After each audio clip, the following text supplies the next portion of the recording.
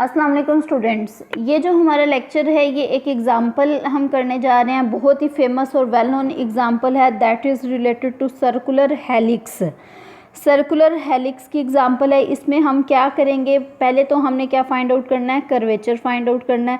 उसके बाद क्या फाइंड आउट करना है, torsion that is tau find out करना है। किसका फाइंड आउट करना है, ये सर्कुलर हेलिक्स का। ये पोजीशन वेक्टर हमारे पास आर वेक्टर गिवन है, that is equal to a cos theta a sin theta a theta cos beta.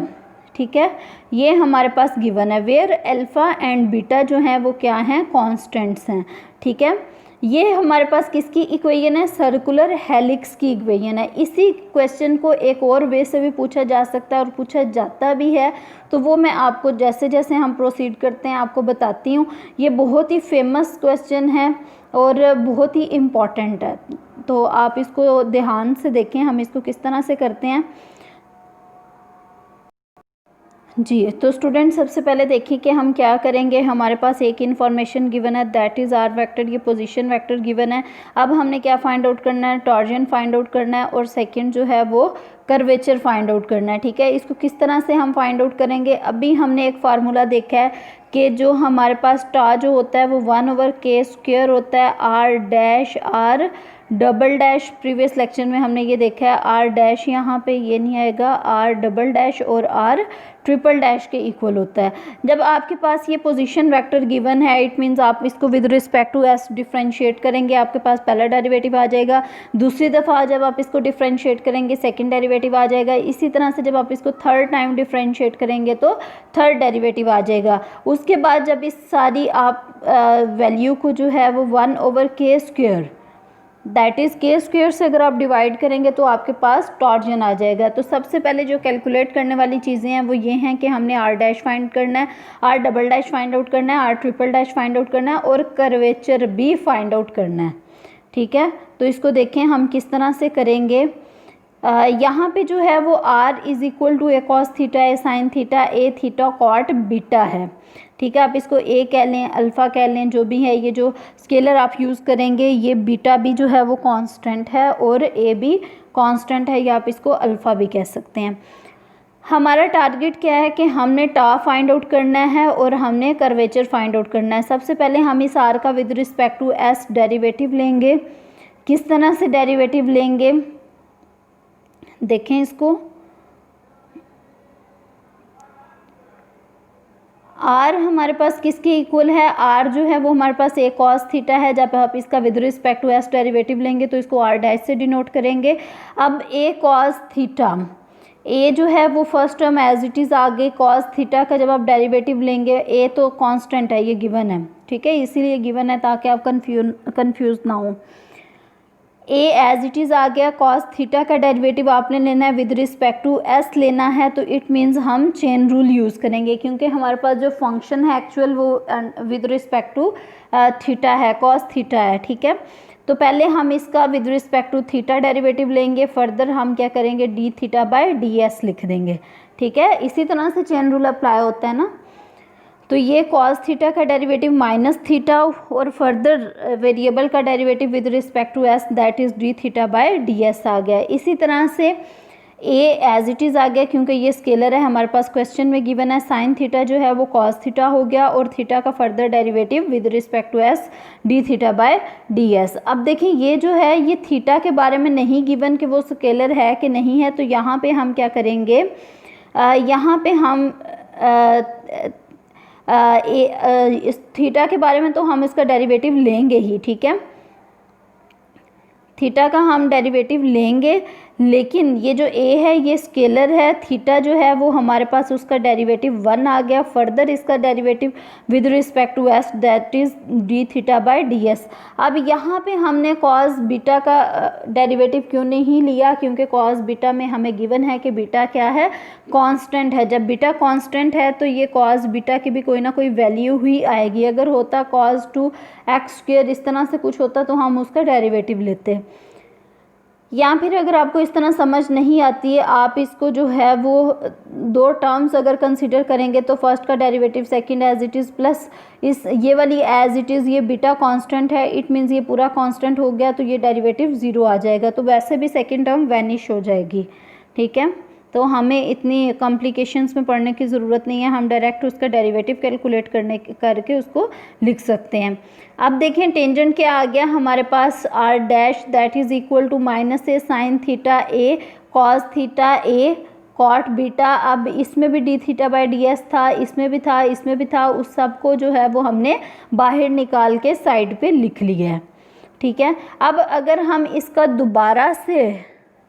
दोबारा से डेरिवेटिव लेंगे तो हमारे पास क्या आएगा, आर डबल डैश की वैल्यू आ जाएगी। लेकिन उससे पहले जो है वो हमारा टारगेट है कि हमने कर्वेचर फाइंड आउट करना है। कर्वेचर फाइंड आउट करने के लिए हम देखें हम क्या करते हैं और किस तरह से हम किस प्रोसीजर को फॉलो करेंगे। अभी फ़िलहाल हमारे पास ये एक अननोन वैल्यू है D theta by D S, जिसकी वैल्यू हमें नहीं पता, हमें इसकी वैल्यू फाइंड आउट करनी है। तो हमारे पास एक रिलेशन ऐसा गिवन है कि अगर हम एक वेक्टर को उसी से मल्टीप्लाई करें तो उसका आंसर क्या आता है, 1 आता है, ठीक है। तो यहाँ पे हम इस वेक्टर को इसी से मल्टीप्लाई करेंगे, ये जो टेंजेंट या फिर आर डैश है ये वैनिश हो जाएगी, इसकी वैल्यू 1 हो जाएगी। बाकी को हम सिंप्लीफाई करेंगे, सॉल्व करेंगे तो d theta by D S की वैल्यू आ जाएगी हमारे पास। तो इसको हमने इसी के साथ डॉट प्रोडक्ट किससे लिया है, आर डैश के साथ इसका डॉट प्रोडक्ट लिया है। पूरी इक्वेशन को हमने इसी वेक्टर से मल्टीप्लाई किया है। ये देखिए ये जो ऊपर वेक्टर गिवन है इक्वेशन 1 में वो यहाँ पे रिपीट हुआ है, क्योंकि हमने क्या लिखा, टी डॉट टी या फिर ये आर डैश के इक्वल थी तो R dash dot R dash, ये किसके इक्वल था, ये इसके इक्वल था। एक दफ़ा इसको लिखा, फिर डॉट लगाया, फिर दोबारा इसी को लिखा, ठीक है। डॉट प्रोडक्ट की प्रॉपर्टीज़ आपको पता है, किस तरह से हम इसको अप्लाई करते हैं, इसके बारे में भी आपको बहुत अच्छे से पता है। लेफ़्ट साइड पे जो है वो हमारे पास 1 हो गया। कैसे 1 हो गया, क्योंकि ये गिवन है कि अगर कोई वेक्टर अपने ही साथ उसका डॉट प्रोडक्ट लें या फिर सेम वेक्टर्स का अगर हम डॉट प्रोडक्ट लें तो आंसर 1 आता है। अब राइट साइड पे जो है वो इस वाले टर्म को इस वाले से मल्टीप्लाई करेंगे, मीन्स ये 2 में था रिपीटेड, ये किसके इक्वल होता है, a1 into a2 plus b1 b2 plus c1 c2, इस तरह से आता है। तो हम इनको आपस में मल्टीप्लाई करेंगे तो ये पहली टर्म पहली वाली टर्म के साथ मल्टीप्लाई हो गई, सेकंड टर्म सेकंड के साथ, थर्ड टर्म थर्ड के साथ, और ये जो है ये हमारे पास वैल्यूज़ जो बाहर आई थी वो भी आपस में मल्टीप्लाई हो जाएंगी, तो ये 2 टाइम्स आ जाएगा, ठीक है।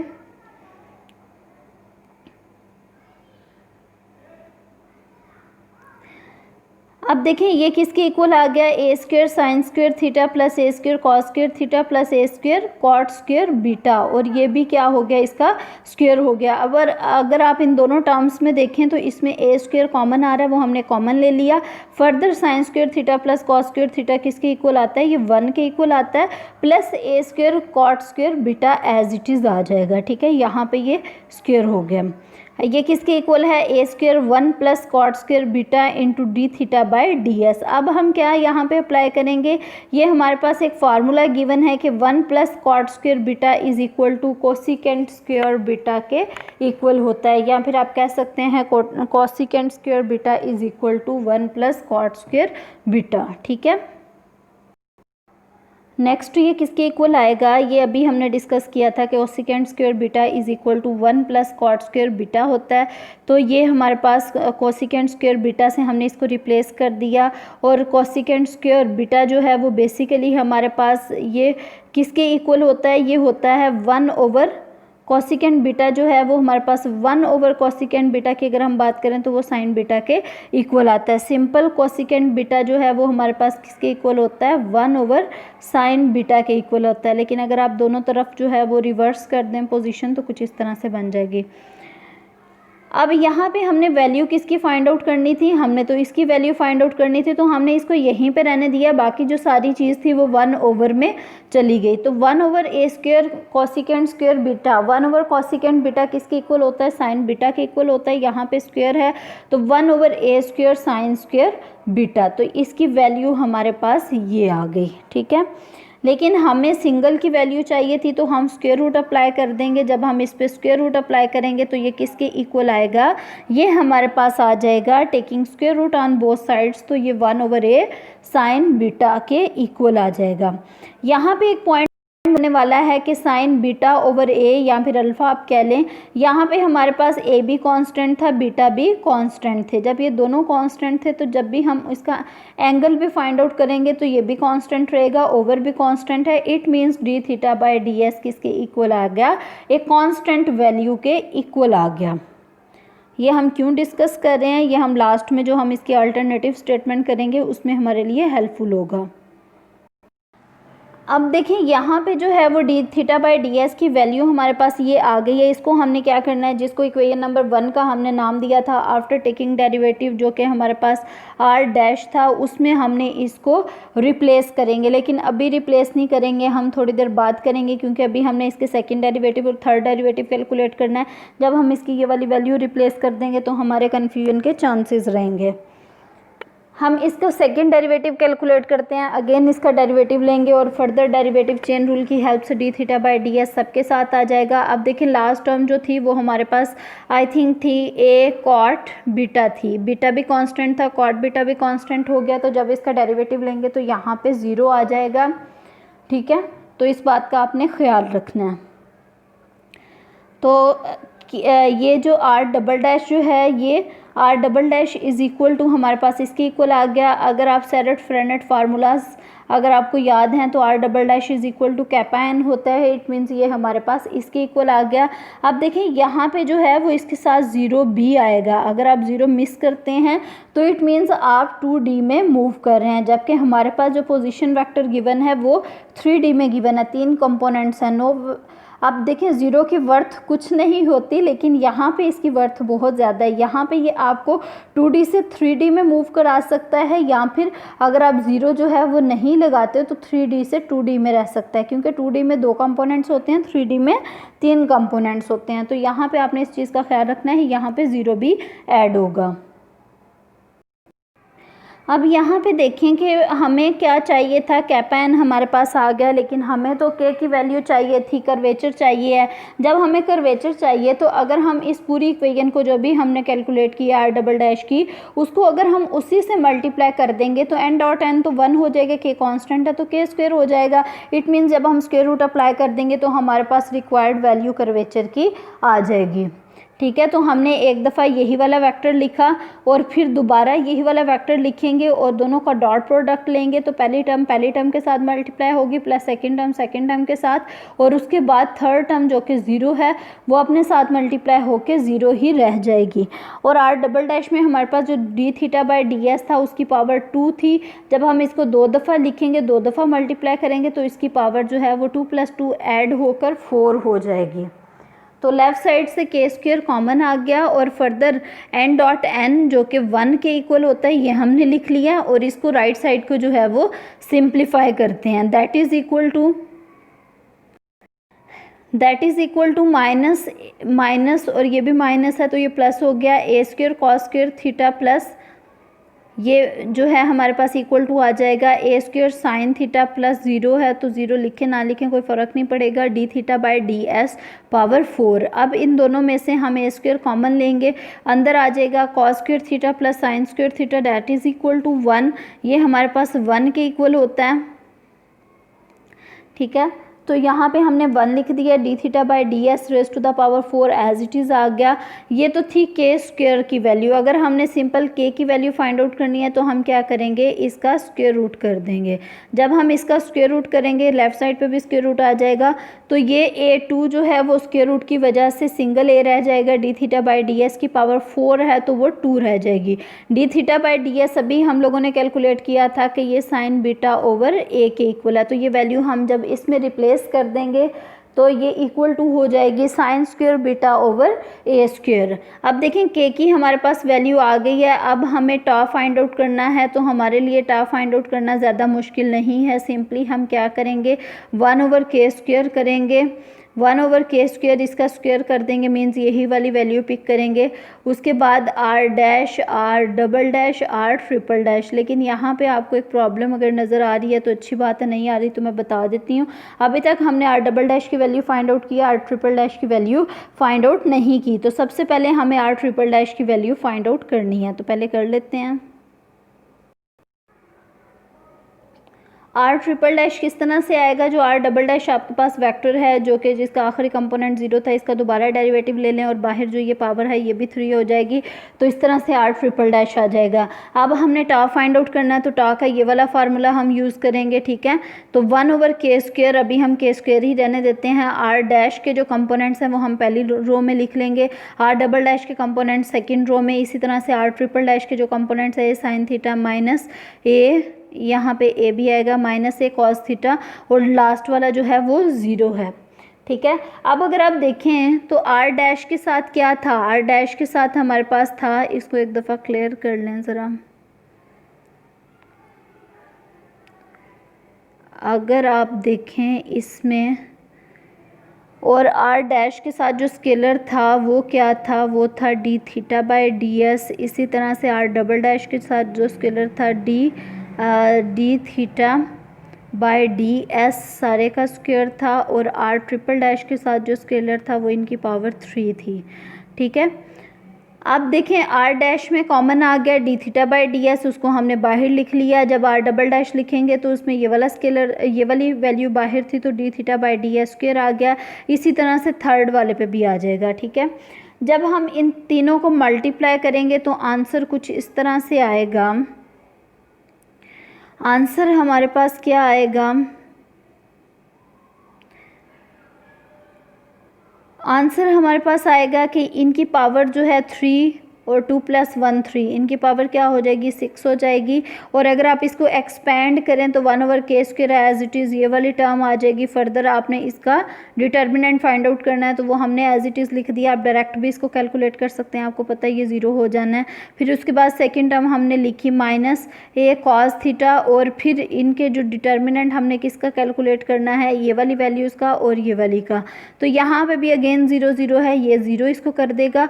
जब हम थर्ड की बात करेंगे कॉट बीटा की जब बात करेंगे तो हमने ये वाला डिटर्मिनेंट फाइंड आउट करना है, ठीक है। ये वाला डिटर्मिनेंट फाइंड आउट करना है। इसकी वैल्यू क्या आएगी वो देखते हैं हम। ये आ गया, और साथ में d theta by D s raise to the power 6 as it is आ जाएगा। मैंने आपको जिस तरह अभी बताया है कि ये दोनों डिटर्मिनेंट किसके इक्वल आ जाएंगे, 0 के इक्वल हो जाएंगे, ठीक है। तो ये हमने 0 0 लिख दिया। और थर्ड डिटर्मिनेंट की अगर हम बात करें तो कॉट बीटा जो है वो एज इट इज़, क्योंकि फर्स्ट रो में थर्ड कंपोनेंट था तो हमने इसको ऐसे ही लिख दिया। जब आप इन दोनों को मल्टीप्लाई करेंगे तो ये हो गया, यहाँ पे भी ए है, ए आप लिख लें। ये हो गया हमारे पास a² cos² थीटा, और ये माइनस माइनस प्लस हो जाएगा a², क्योंकि डिटर्मिनेंट को एक्सपेंड करते हुए भी एक माइनस यूज़ होता है। तो ये हो जाएगा a² sin² theta plus D theta by D S की पावर 6 एज इट इज़ रह जाएगी। इन दोनों में से जो है वो a² को हम कॉमन लेंगे तो फर्दर ये 1 के इक्वल आ जाएगा, ठीक है। टा is equal to 1/k², a² जो भी हमने कॉमन लिया था, cot beta as it is था इसके साथ, और ये D theta by D S की पावर 6 थी, जो कि अभी हमने एवेल्यूएट किया था कि ये साइन बीटा ओवर ए के इक्वल है। तो यहाँ पे जो है वो पावर 6 है, तो इसकी पावर 6 लिख देंगे हम, ठीक है। चीज़ों को अच्छे से अंडरस्टैंड करें, क्वेश्चन अच्छे से समझ लेंगे, प्रॉब्लम सॉल्व करना आपको आ जाएगा, तो आपके लिए जो है वो बाकी प्रॉब्लम्स ईजी हो जाएंगे। यहाँ पे देखें कि इस a की पावर क्या है 6 है, इस a की पावर क्या है 2 है। इट मीन्स a² तो कैंसिल हो जाएगा, और यहाँ पे a की पावर क्या रह जाएगी 4 रह जाएगी। बाकी अगर आप इसको भी लिखें और इसको भी लिखें, कॉट बीटा क्या होता है, ये बेसिकली होता है cos beta over sign beta. तो साइन बीटा भी एक ऊपर वाले के साथ कैंसिल हो जाएगा। यहाँ पे देखें कि ये cot beta sine raise to the power 6 beta over k² A raise to the power 4, क्योंकि a की पावर 2 हमने कैंसिल कर दी थी। अब यहाँ पे देखेंगे कॉट बीटा को हम क्या लिख सकते हैं, कॉट बीटा को हम फर्दर सिंप्लीफाई कर सकते हैं, और यहाँ पे k² की वैल्यू हमें पता है, k की वैल्यू किसके इक्वल है, sin² बीटा ओवर a के इक्वल है। जब हम इसका स्क्वायर करेंगे तो ये sin 4 बीटा ओवर a² हो जाएगा, जब आप इसका स्क्वायर करेंगे, ठीक है। ये sin 4 बीटा ओवर a² आ जाएगा, ठीक है। अब इन सारी वैल्यूज़ को अगर हम रिप्लेस करके इसको सिंप्लीफाई करते हैं तो ये किसके इक्वल आएगा, ये वाला a² जो है वो इस a की पावर 4 से ख़त्म हो जाएगा, ये ख़त्म होकर यहाँ पे पावर 2 रह जाएगी, ठीक है। पावर है, ये 4 साथ नहीं है, पावर है, आपने ख्याल रखना है इन चीज़ों का।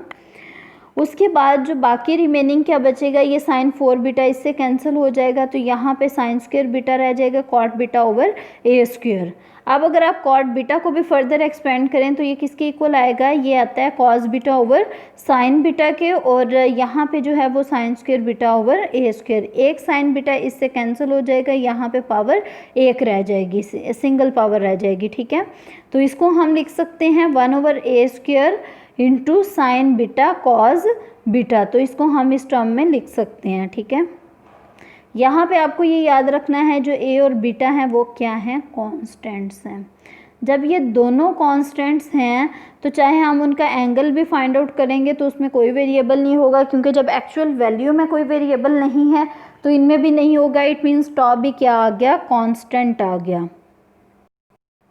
इस तरह से हमने पहले प्रूफ किया, क्या प्रूफ किया था कि कर्वेचर क्या होगा, वो कांस्टेंट आया हमारे पास, वो था साइन बीटा ओवर ए के इक्वल था। इसी तरह से अभी हमने शो किया है कि टॉ जो है वो किसके इक्वल आया, ये भी कांस्टेंट ही आया, कांस्टेंट आया, और ये किसके इक्वल है, sine beta cos beta over A, sine cos over a इसके इक्वल है, ठीक है।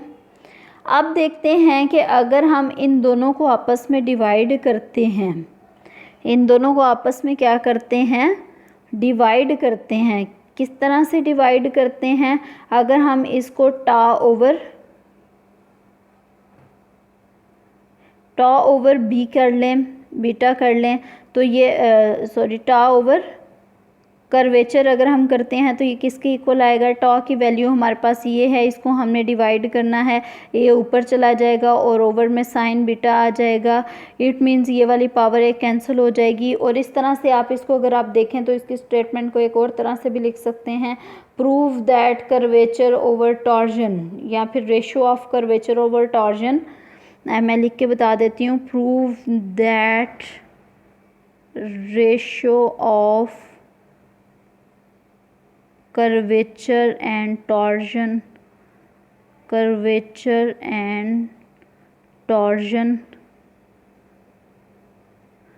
for, यहाँ तक नोट कर लें पहले, for circular helix is constant, ठीक है। इनकी रेशियो भी कांस्टेंट होती है, ये आपसे क्वेश्चन भी पूछा जा सकता है। तो थैंक यू सो मच, मुझे उम्मीद है आपको समझ आ गई है। अगर आपका कोई क्वेश्चन होता है तो कमेंट सेक्शन में बताया करें, अगर आपको समझ आ गई है तो भी फीडबैक दिया करें। फीडबैक बहुत ज़्यादा इम्पॉर्टेंट होता है, तो ताकि हम फर्दर जो है वो इसको फर्दर इम्प्रूव कर सकें, या फिर आपकी जो है वो अंडरस्टैंडिंग को क्लियर करने के लिए फ़र्दर पॉइंट्स ऐड कर सकें। Thank you so much.